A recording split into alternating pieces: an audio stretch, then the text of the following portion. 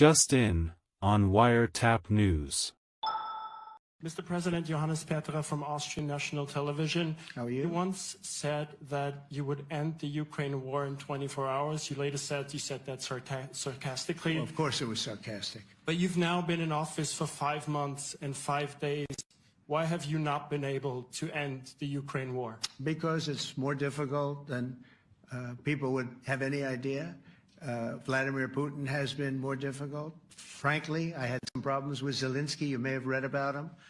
And it's been more difficult than other wars. I mean, look, we just ended a war in 12 days that was simmering for 30 years, frankly.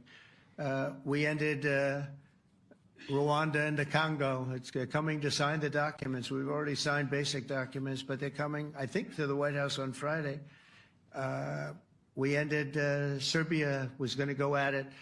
But maybe the most important of all, India and Pakistan.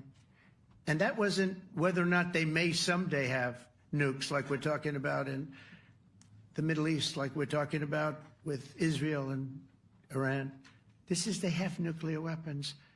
I ended that with a series of phone calls on trade. I said, look, if you're going to go fighting each other, it was getting very bad. You know how bad that last attack was. It was really bad.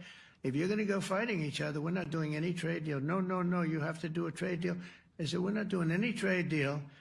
And in fact, I had the general, who was very impressive. The general from Pakistan was in my office last week. You know, Prime Minister Modi is a great friend of mine. He's a great gentleman. He's a great man. And I got them to reason. I said, we're not doing a trade deal if you're going to fight. And if you're going to fight each other, we're not doing a trade deal. And you know what? They said, no, I want to do the trade deal. We stopped the nuclear work.